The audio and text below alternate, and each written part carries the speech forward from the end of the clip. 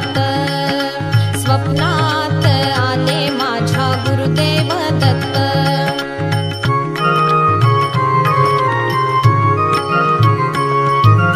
भगवी झोळी होती त्यांच्या डाव्या बगलेत,